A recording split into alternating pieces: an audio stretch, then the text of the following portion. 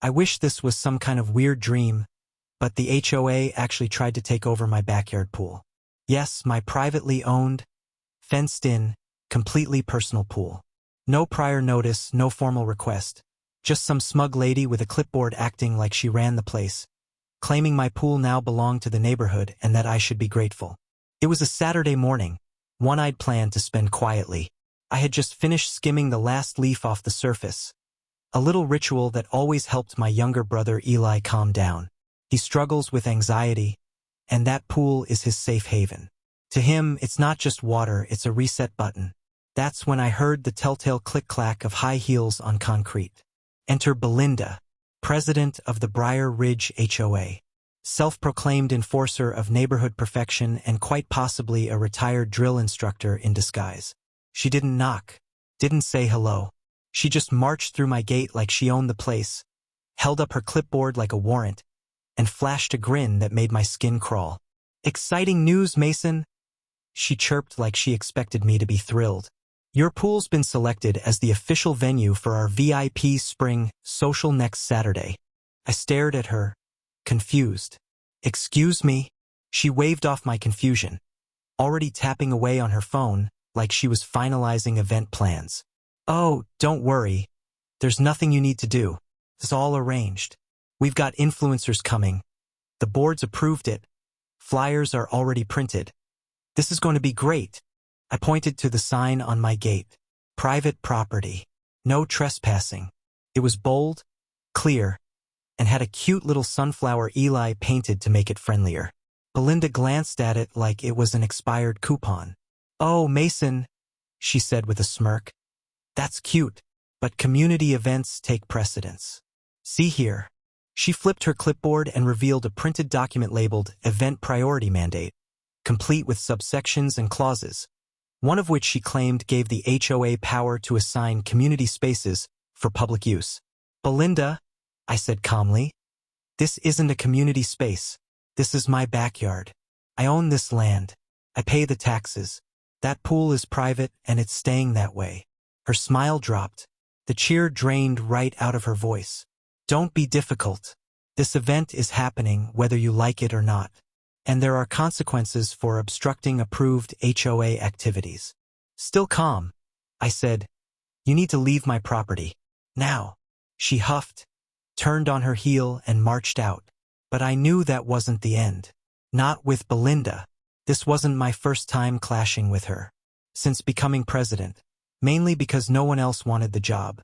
She's treated the HOA like her own little regime. Before her, it was just a group that reminded you to mow your lawn and maybe hosted a barbecue now and then. But Belinda, she made it her kingdom. The first week she took over, she fined someone for having wind chimes that were too whimsical. A few days later, poor Mr. Ramirez got written up because his porch chairs didn't match the neighborhood vision. My own first brush with her nonsense was over the mailbox. The one that came with the house apparently wasn't the approved shade of beige. She left a letter, typed, laminated, and ridiculously formal, citing the exact Pantone color we needed. I remember holding that letter thinking, there's no way this is real. But Eli got anxious. He always does. So, to avoid the stress, I repainted the mailbox. Belinda showed up the next day with a swatch in hand, held it up to the box, nodded once like she was knighting me, and walked away without another word. That's who I'm dealing with. And now she wants to turn my sanctuary, Eli's sanctuary, into a backdrop for selfies and HOA clout. Not happening. It started like any other weekend, quiet, uneventful, the kind that made you feel grateful for a bit of peace. I had just finished cleaning the backyard pool, something that always calms my younger brother, Eli. He struggles with anxiety, and the sound of water helps ground him. That morning felt settled until it didn't. By Monday, a strange development took us by surprise. There was a paper slapped right onto our front door. No envelope, no mailbox, just taped there like we were being evicted. Eli picked it up like it might explode. It was a 2-page reservation confirmation for our backyard pool. It had everything: date, time, number of guests, and even had the audacity to assume use of our personal bathrooms. That was the last straw. I wasn't just annoyed anymore, I was offended, so I called the higher-ups at the regional HOA office, hoping someone could stop the madness. The woman who answered, Brenda, sounded bored to death. Local boards have discretion, she said with zero interest. If you have a problem, bring it to the next meeting. That meeting was weeks away. The so-called pool party, just days out. So I made a choice. I walked out to the shed, grabbed the emergency submersible pump I'd bought years ago, and decided this party wasn't going to happen. Not in my yard. That evening, I wrote a formal notice. Pool closed due to owner-initiated maintenance. No access permitted until further notice. The next morning, I handed it to Janine, the woman who trails around with her poodle every day like she's on neighborhood patrol. I gave her a friendly smile. Just some HOA updates, I said casually. She raised an eyebrow and moved on. Then I set up the pump. Gallon by gallon, the water began to disappear. Loud, slow, and entirely within my legal rights. Mid-morning, Eli came out wide-eyed. You're seriously doing it? He asked. Absolutely, I said, sipping my coffee. Health and safety. By Wednesday, the situation took another turn. Flyers began appearing across the neighborhood, glossy, colorful, advertising a full-blown event at what she was now calling Willow Creek's premier aquatic soiree.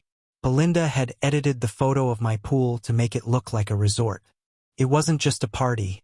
She was charging for entry. Hank, my neighbor, let me know she had sold VIP tickets with fancy catering and exclusive access. She was making a profit using my home without asking. That changed everything. That wasn't just entitlement, it was theft.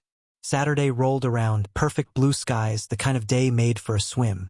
Only the pool was bone dry. The patio? Immaculate.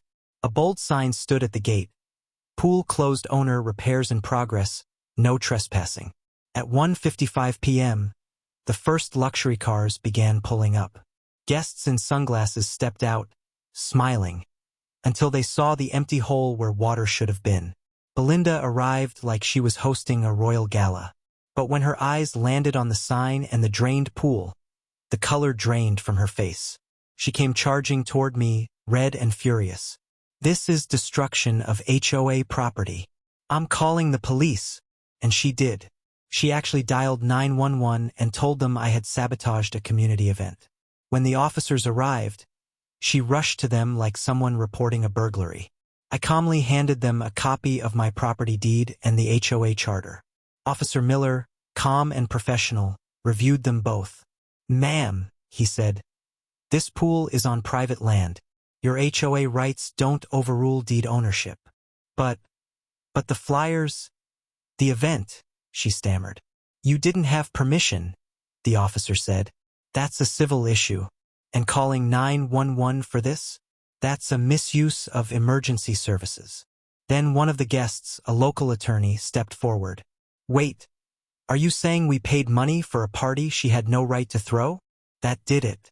People turned on her immediately, asking for their money back. Belinda stood frozen. No more speeches, no more clipboards, just silence. She left in utter humiliation. By Monday, her resignation was pinned to the HOA board. Janine followed her out. A new group took over, people who seemed more interested in keeping the grass trimmed than in staging power plays. Eli's back to sketching by the pool again. He even drew a cartoon of Belinda clinging to a pool float as the water drains around her. It's framed in the hallway now. So how far would I go to protect my home, my peace, my brother? As far as I had to.